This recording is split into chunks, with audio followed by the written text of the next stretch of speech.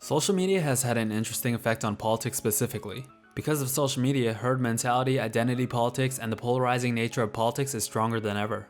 And to be honest, a lot of people really just want to feel like they're a part of something.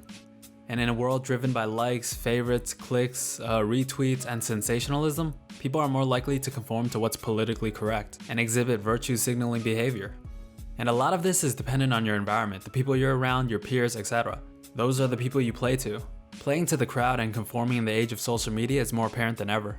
And since politics has basically become a form of entertainment, what we're seeing in politics is a direct reflection of the times we're living in.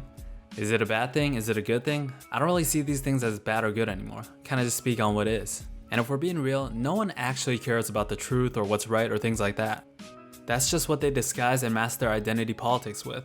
A lot of people really want to feel like they have some sort of moral high ground over others, specifically the other political side. And because of social media and honestly the internet as a whole, this behavior is reinforced through herd mentality. For example, if you call yourself a liberal or consider yourself one, it's more than likely you grew up in a democratic state around liberal people, so naturally you'll play to your crowd, your peers, probably your friends. And because of this, you'll see a lot more virtue signaling, a lot of social justice warriors, and people echoing the sentiments of their political affiliation. Even let's say if you yourself haven't thought about it or know the facts, you'll blindly follow the herd and play to the herd. Same if you consider yourself conservative or vice versa. And because of the herd mentality and identity politics, everything has kind of become black or white, whether you think so or not. Subconsciously, this is the effect it has on people. For example, if you haven't got the VAWCINES yet, you're an anti-VAX person, a conspiracy Trump lover. Or if you're a liberal, you probably think there's unlimited genders and have pronouns in your bios. Or actually believe that Joe Biden is a completely coherent functioning human being that doesn't have dementia. Okay, I don't think anyone's actually that stupid, but you get my point. I mean, I'm sorry, have you seen the guy? The guy can't even read off a teleprompter without almost having an aneurysm. This guy definitely takes handfuls of Adderall every day. Imagine him accidentally pressing the nuclear codes while trying to order a cheeseburger. Harris is probably over there waiting for him to kick the bucket. And side note, what does vice president even do anyways? Like, I know they oversee the Senate or whatnot, but I swear they don't actually do anything but just stand off to the side all the time like a prop, looking as useless as those blue cloth masks we wear. Anyways, what was I saying? The reason why we're seeing more herd mentality and polarization is because deep down people are afraid and uncomfortable. And to make matters worse, most people don't even know what they're afraid of. They've just been conditioned by the news and media to be afraid. In times of fear, which is rooted in the unknown and not knowing what's gonna happen, you will see the herd bunch up together. It's a sign of weakness. Those that cower grow in numbers. And social media has amplified this herd mentality. And the reason why you know it's conformity is because there can be no groupthink without hypocrisy. For example, when it comes to the VAWCINES, I don't believe that most people on, let's say, the far left stance even know what they're afraid of. It's just that they're the believers of mainstream news, and because of conditional fear and the news, they're just told to be afraid, yet their actions never truly reflect that. Here's the biggest contradiction that I see, and it's that they will be for the VAWCINES mandates, forcing everyone to inject chemicals in their bodies, right? I think because objective truth is so far gone, a lot of people are just going rogue and just making the best decisions for themselves. The main argument for forcing mandates is to protect others, right? Yet if that's the case, why are you traveling? Why are you going to concerts? Why are you hanging out with friends every other day? Just because you got the VAX doesn't mean you can't get it. It just lowers your chances of hospitalization. You can still catch it and spread it, right? That's a fact. So going by that logic, shouldn't you do anything possible to lower that chance of spreading it? Which includes not doing anything that isn't essential. So if you're so mad at this one person for not getting the VAWCINES because he can catch it and spread it, then I'll ask you again, why are you doing things that aren't essential yourself? If you really believed it was about protecting other people and not spreading it, shouldn't you also want to lower any chance as much as possible, which includes not doing anything that isn't essential? Again, despite getting the VAX, you can still catch it and spread it. So going by that logic, again, you shouldn't be doing anything that isn't essential. And the answer to this is obvious. It's because you, just like everyone else, have to live their lives. Yet because of groupthink, herd mentality, stupidity, and overall an inability to use our brains, people will assume positions out of a deep-rooted desire to appeal to your identity politics predicated on herd mentality and not what you truly think or believe based on facts. It's just this subconscious desire to believe you have some sort of moral high ground and to play this little political gang war. And on top of that, we know for different age brackets it's very different. We know that old people with pre-existing conditions are the most susceptible to this. And we also know that young people who are healthy are the least susceptible to this. I mean, this is clearly represented in the data, and obviously in any case study there will be some outliers. Literally, just look at the data for yourself. It's pretty obvious what's going on here.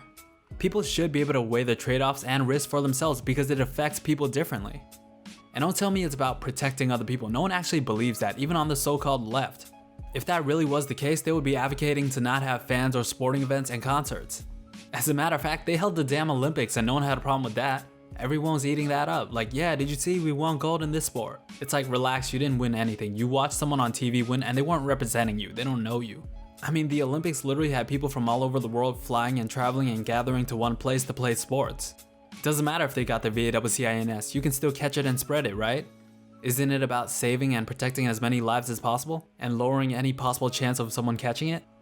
Even in the blue states, you have baseball, basketball, football, and college games with 30,000 people in the stadiums, yet you're supposedly mad at this one coworker you don't even know for not getting the VAWCINS?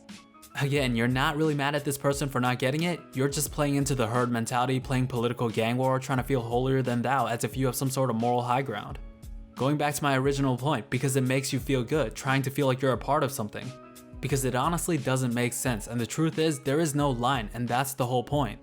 There is no line for this, because the government lies, the news lies, they pad the death stats, they draw false narratives all the time, they fearmonger all day with sensationalism, and you gotta ask yourself why.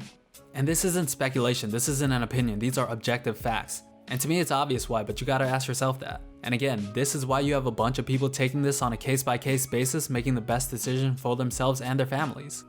No one's trying to be a martyr, even if you act like you're one. You don't care about protecting strangers you don't know, cut the crap. If you really did, you wouldn't be going out unless it was essential. And hey, if that's actually you, props to you then. You're one of the rare few that doesn't contradict what they say, based on herd mentality. Honestly, I just want to know one logical reason as to why they would pad the death stats. And I honestly want to know what percentage of people that are hospitalized are obese or overweight. And I know it's almost impossible to know the real numbers because they pad the stats, but that's a statistic I really want to know. Because I swear, a reason why America's cases were so high is because people here are kind of fat. I'm not being harsh, look at the numbers, it's no secret. And we know it affects that group of people more drastically. And Americans are gluttonous, we eat until we're full in ridiculous proportions. You're telling me that has nothing to do with it? I think anyone with a brainstem knows that it clearly does. And I wish there was more talk on boosting immune systems, getting some sun, exercising, drinking water, eating a relatively healthy diet. I swear, just do these things in moderation. No one's telling you you gotta live 100% clean.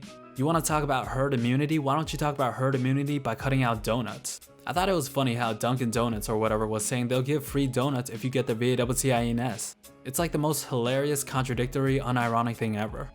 Cause again, we know the groups of people more vulnerable to this, and I think it's safe to say that a dozen triple glazed donuts definitely don't help.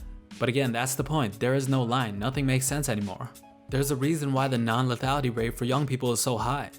Like at this point it's common sense, put 2 and 2 together, it's not rocket science. And we don't have to get into Big Pharma because that's a whole nother case, but it's no secret that they just want to prescribe as much shit as possible. Anyways, I could go on and on, but yeah, going back to my original point, deep down people really just want to feel a part of something. And social media has amplified that, especially in the political realm. That's why you have this political gang war and people assuming positions that they themselves don't even understand.